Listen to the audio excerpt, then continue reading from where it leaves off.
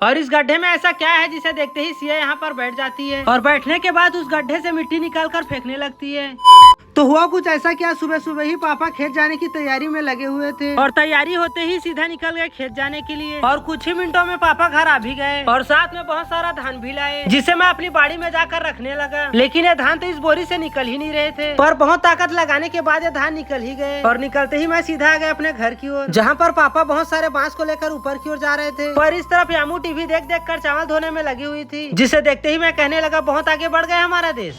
वैसे ही कुछ देर बाद सिया का आगमन हो गया, जो कि आते ही सीधा गड्ढे के पास चली गई और गड्ढे के पास आते ही मिट्टी निकालने लगी, जिसे देखते ही मैं कहने लगा इस गड्ढे में ऐसा क्या है जिसे सिया देखते ही बार बार आ जाती है। और इतना सुनते ही सिया तो यहाँ से भागने लगी और सिया को ऐसे जाते देखकर मैं कहने लगा उसकी मम्मी के पास जा रही है। फिर बाद में मुझे पता चला कि ये मम्मी के पास नहीं धान के पास जा रही है और धान के पास जाते ही उस धान को पकड़ने लगी और पकड़ने के बाद सीधा मुंह में डालने लगी।